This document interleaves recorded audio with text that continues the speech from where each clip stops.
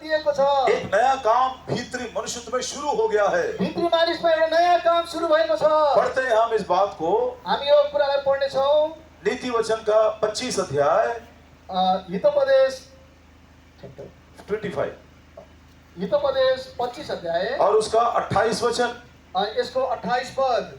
नीति वचन 25 और 28 में पढ़ते हैं, He that hath no rule over his own spirit is like a city that is broken down and without walls. Hitopadesha 25 अध्यायको 28 पदमा यसरी लेखिएको छ, जसले आफ्नो आत्मा बसमा राख्न सक्दैन त्यो मानिस चाहिँ भत्काइएको र पर्खाल बिनाको शहर जस्तो हो। ये आत्मा यदि हमारे वश में नहीं है, यदि यो आत्मा हाम्रो बसमा छैन भने वो आ भी नहीं सकता है, आ भी नहीं सकता है, वो आउन पनि सक्दैन। क्योंकि मनुष्य पाप से भरा हुआ है। किनभने मानिस पापले भरिएको छ। ध्यान दीजिएगा, 28 वचन is not the spirit of man, it is my spirit.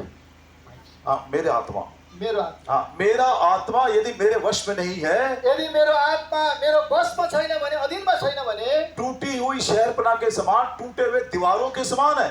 अनि त्यो चाहिँ एकदमै भत्काइएको पर्खाल बिनाको शहर जस्तो हो। ये टूटी हुई दीवार का क्या मतलब है? अनि यो भत्केको पर्खालको अर्थ चाहिँ के हो त? एक ऐसा व्यक्ति जो नया जन्म नहीं पाया, यस्तो एउटा व्यक्ति जसले नयाँ जन्म पाएका छैन, उसका आत्मा उसके वश में नहीं है, उसको आत्मा उसको बसमा छैन। वो जो करना चाहता है वो करता है, ऊ जुन कुरा गर्न चाहदैन त्यो गर्छ, वो जो बोलना चाहता है वो बोलता रहेगा, जे कुरा बोल्न चाहदैन त्यो कुरा बोल्दै जान्छ। उसको कोई कंट्रोल नहीं कर सकते, कसैले पनि त्यसलाई नियन्त्रण गर्न वो सक्दैन, किसी के वश में आता भी नहीं है। अनि कसैको नियन्त्रणमा आउन सक्दैन। इसीलिए प्रभु चाहता है त्यसकारण प्रभु चाहनुहुन्छ मसीह के आत्मा के द्वारा मसीहको आत्माद्वारा हमारे भीतरी मनुष्यत्व में बल दे।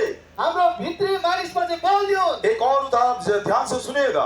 अर्को उदाहरण तपाईले ध्यानसँग सुन्नुहोस्। कुछ लोग ऐसा सोचते हैं अनि कतिजना व्यक्तिहरूले यस्तो सोच्छन्, और इसमें मेरे जैसे प्रचारक और नए जन्म पाए हुए लोग भी शामिल हैं। अनि एकदमै म जस्तो प्रचारक अनि नयाँ जन्म पाएका व्यक्तिहरू पनि सामेल छन्। कभी कभी हमारे मन की मर्जी पूरा करने के लिए हम इतना ज्यादा हठीले हो जाते हैं, अनि हाम्रो मनको इच्छालाई पूरा गर्नको निम्ति हामी यति हठी भइजान्छौँ। तो वो तो मैं जो करना चाहता हूं मैं करूंगा। म जे गर्न चाहन्छु म गर्छु। A man who is so adamant he wants to fulfill his will is like a wayside heart, एकदम रास्ते के किनारे हृदय के समान है। जसको हृदय यस्तो खालको कठोर छ, हाँ। ऊ चाहिँ एकदमै बाटोको किनारको त्यो भूमि जस्तो हो। मैं अपनी मर्जी पूरा करूंगा। म आफ्नो इच्छालाई पूरा A गर्छु। man who wants to fulfill his will, त्यो व्यक्तिले चाहिँ आफ्नो इच्छा पूरा गर्न चाहन्छ। वो किसी के वश में नहीं आता है, ऊ कसैको अधीनतामा आउन चाहदैन। उसका हृदय उसके वश में नहीं है, उसको हृदय उसको नियन्त्रणमा छैन। उसका हृदय मानो एक रास्ते के किनारे जैसा है। उसको हृदय चाहिँ त्यो बाटोको किनारा जस्तो भएको छ। सब लोग चलते फिरते रहेंगे, सबैजना हिँड्छन् डुल्छन् त्यसमा। दीवार टूट गई है, एकदमै पर्खालहरू भत्किएको छ, कोई रोक नहीं सकता, कसैले रोक्न सक्दैन। सब लोग आते जाते रहेंगे। सबैजना आउने जाने गर्छन्। इसने ऐसा बोल दिया,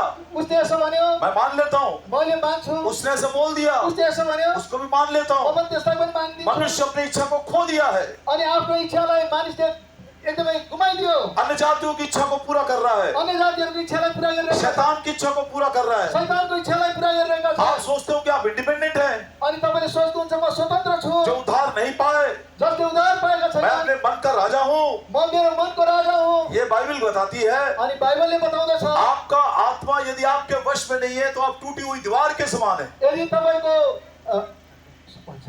आपका आत्मा यदि आपके वश में नहीं यदि है, तपाईको आत्मा तपाईको अधीनतामा छैन भने तपाई चाहिँ भत्काइएको पर्खाल जस्तो हो। दीवार टूट गया है, एकदमै पर्खाल भत्किएको छ, कोई कंट्रोल नहीं है, अनि कुनै नियन्त्रण छैन। सब लोग आते जाते रहेंगे, एकदम रास्ते के किनारे जैसा हृदय होगा। एकदमै बाटोको किनार जस्तो हृदय भएको छ, मानिसहरू आउँछन् जान्छन् सबैजना। जो आएगा उसका साथ आप हो लेते हैं। अनि जो आउँछ उसको साथमा तपाईँ भइदिनुहुन्छ। इसी दशा को छुड़ाने के लिए, यो अवस्थाबाट छुटाउनको निम्ति, इसी हालत से छुड़ाने के लिए यो हालतबाट छुटाउनको निम्ति प्रभु यीशु मसीह इस दुनिया में आए हैं। प्रभु येशू यस संसारमा आउनुभयो। हमारे भीतरी मनुष्यत्व में हमको बल देने के लिए, हाम्रो भित्री मानिसलाई बल दिनको निम्ति, ताकि हम अपने आत्मा को अपने वश में रख सके। ताकि हामी आफ्नो आत्मालाई आफ्नो वशमा राख्न सकौं। नीति वचन की किताब हितोपदेशको पुस्तक 4 अध्याय 4 अध्याय और उसका 23 वचन 23, 4 अध्यायको 23 पद। the book of Proverbs chapter 4 and verse 23, Hitopadesha 4 अध्यायको 23 पद। keep thy heart with all diligence,